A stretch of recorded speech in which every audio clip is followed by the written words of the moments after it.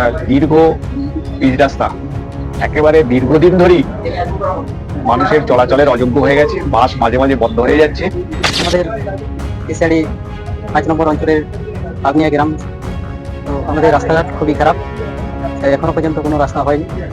Pole হওয়ার কথা ছিল, সেটাও হয়নি। ভাই আমার যখন এখন চিকিৎসা কিছু দেখতে পাইনি, রাস্তাঘাট ওই যে মনে ঢালাই করে গেল ওই রকম। পশ্চিমবঙ্গের হুগলি জেলার গোঘাট বিধানসভা কেন্দ্র এই এলাকার উন্নয়নের খতিয়ান খুঁজতে বেরোলে সবার আগে চোখে পড়বে কঙ্কালসার রাস্তাঘাট। ধুলো আর খানাখন্দে ভরা এই পথগুলোই এখন এখানকার মানুষের দৈনন্দিন অভিশাপ। কিন্তু এই বেহাল দশার পিছনে শুধু অবহেলা নয়, জড়িয়ে আছে গভীর দুর্নীতির জাল। অভিযোগ উঠছে গোঘাটের আনাচে কানাচে রাস্তা সংস্কারের নামে অবাধে চলছে টেন্ডারবাজি। কোনো নিয়ম নীতি তোয়াক্কা না করে স্থানীয় প্রভাবশালী নেতা আর ঠিকাদারদের এক অদ্ভুত আতাত গড়ে উঠছে। আশ্চর্যজনক বিষয় হলো, পাড়ায় বা অঞ্চলে কোনো রাস্তা তৈরি হওয়ার আগে স্থানীয় সাধারণ মানুষের সাথে কোনো আলোচনাই করা হয় না। কোন মানের উপাদান ব্যবহার করা হচ্ছে, রাস্তার স্থায়িত্ব কতটা, এসব নিয়ে প্রশ্ন তুললে চোখের শাসানি। দায়সারভাবে কাজ শেষ করে ঠিকাদাররা চলে যায়, আর কয়েক মাস ঘুরতে না ঘুরতেই পিচ উঠে বেরিয়ে আসে কঙ্কালসার চেহারা। ঠিক কি বলছেন এই এলাকার মানুষগুলো? সরাসরি শুনে নেওয়া যাক সেই যন্ত্রণার কথা। বিভিন্ন এলাকায় যে রাস্তাঘাট, সেই রাস্তাঘাটের অবস্থা একেবারেই কিন্তু নাজেহাল। আপনাদের চোখে সেই রাস্তা কেমন হয়েছে এবং বর্ষার সময় কেমন থাকে, যদি একটু বিস্তারিত তুলে ধরেন। মূলত গোঘাট 1 নম্বর ব্লক এলাকায় কালীপুর থেকে টুয়ার্ডস দামোদরপুর, যেটা ঘাটাল চলে যাচ্ছে, একটা দীর্ঘ পিচ রাস্তা, একেবারে দীর্ঘদিন ধরেই মানুষের চলাচলের অযোগ্য হয়ে গেছে। বাস মাঝে মাঝে বন্ধ হয়ে যাচ্ছে। 3-4টে হাই স্কুল আছে, তার ছেলে মেয়েদের যাতায়াতের অসুবিধা হচ্ছে। ব্যবসা কেন্দ্র আছে, গাড়ি টাড়ি যাওয়া ভীষণভাবে অসুবিধা হচ্ছে। সেটা এখন গেলেও দেখা যাবে। এই নিয়ে ওখানেতে মানুষ পথ অবরোধ করেছে, বিক্ষোভ দেখিয়েছে, পুলিশ প্রশাসন গেছে, বিভিন্ন দপ্তরে দরখাস্ত বারে বারে করা হয়েছে, কিন্তু আজ পর্যন্ত সেই রাস্তাটির কাজ হয়নি। এছাড়া যেগুলো ওই সড়ক যোজনার যেসব প্রধানমন্ত্রী যে পিচ হয়েছে গ্রামাঞ্চলে, সেই কোনো রকমে কাজ হয়েছিল, তখন চকচকে ছিল।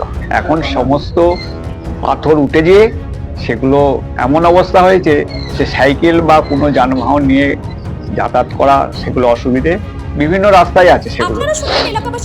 আর গ্রামীণ রাস্তা আমি আমার লোকালিটি এলাকায় বলতে পারি যে এই গোঘাট এই প্রাথমিক গ্রাম সংসদ এলাকায় নন্দীপাড়া যে রাস্তাটা আছে, গোঘাট রেজিস্ট্রি অফিস থেকে যে রাস্তাটা বেরিয়ে যাচ্ছে পাড়ার ভিতর দিয়ে হয়ে ওই দিকের একটা পিচের রাস্তা, সংযোগকারী যে রাস্তা, সে রাস্তা আজ 15 বছরে কোনো কাজ হয় এবং বর্ষাকালে সেখানে অযোগ্য হয়ে যায়, জল জমে যায় 1 হাঁটু পর্যন্ত।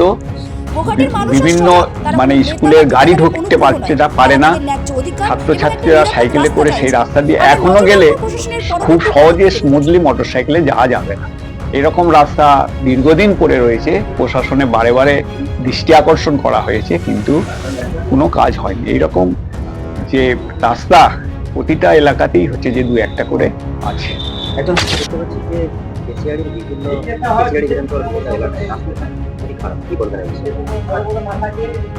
আমাদের কেশিয়াড়ি 5 নম্বর অঞ্চলের আগ্নেয় গ্রাম, তো আমাদের রাস্তাঘাট খুবই খারাপ।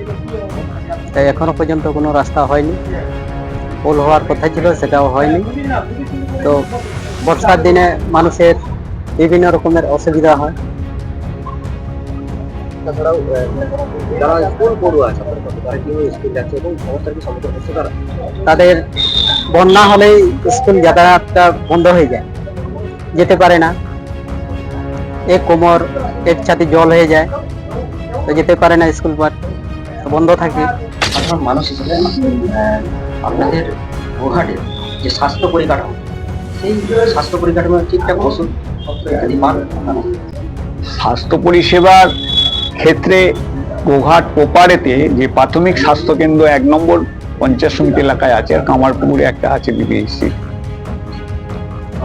এখানেতে হচ্ছে যে পরিকাঠামোটা উন্নয়ন যেভাবে হয়েছে দেখা যায়, কিন্তু পরিষেবার ক্ষেত্রে যে প্রয়োজনীয় ডাক্তারবাবু বা ওষুধপত্র, সেক্ষেত্রে মানুষ যা আশা করে সেটা সেখান থেকে প্রত্যাশা তাদের পূরণ হয় না। ডাক্তারবাবু এখানেতে সিএমএইচ হচ্ছে দায়িত্বে থাকে, স্থায়ীভাবে কেউ নেই।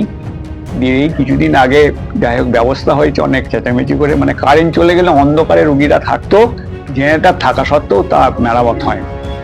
এছাড়া যে গ্রামীণ স্বাস্থ্যকেন্দ্রগুলো আছে আর কি, জিতারপুর, তারাহাট, বদনগঞ্জ, সেগুলো এখন হচ্ছে যে সেই জঙ্গলে ভর্তি হয়ে গেছে। মানে যেগুলো দূরবর্তী গ্রাম এলাকায় স্বাস্থ্যকেন্দ্র ছিল, সেখানে কোনো রকম স্টাফ বা কোনো কিছুই হচ্ছে যে নেই, মানুষ কোনো পরিষেবা পায় না।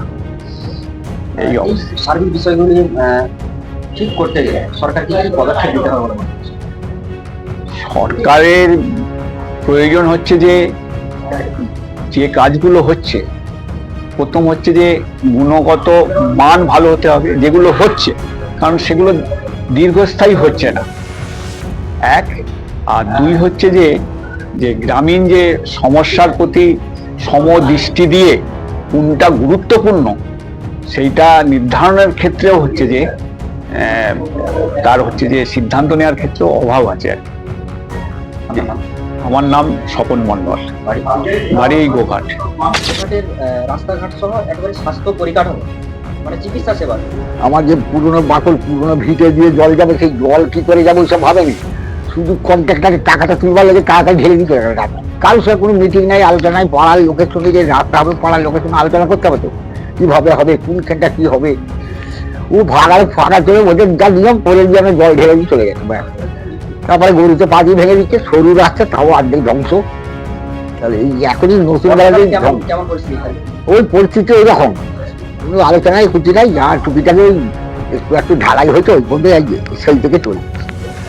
কন্ট্রাক্টরে টাকা ও কন্ট্রাক্টার গুলোই তো বলতে পারছি টাকাটা বলতে ঢেলে দিই, ঢেলে দিয়ে আমাকে টাকাটা তুলে নিতে দেন একবার, ওইখানে এখন মারাই পৌঁছে দেন আমাকে ব্যাস। ও টিকুকার নাই টিকুর রাত আমরা ওকে দেখতে যাবো, আর ওদিকে কেউ কিছু বলে উনি। গোঘাটের মানুষ আজ সজাগ, তারা কোনো নেতা বা ঠিকাদারের অনুগ্রহ নয়, তারা তাদের ন্যায্য অধিকার এবং একটা নিরাপদ রাস্তা চাইছে। আমরা নজর রাখবো প্রশাসনের পরবর্তী পদক্ষেপের উপর।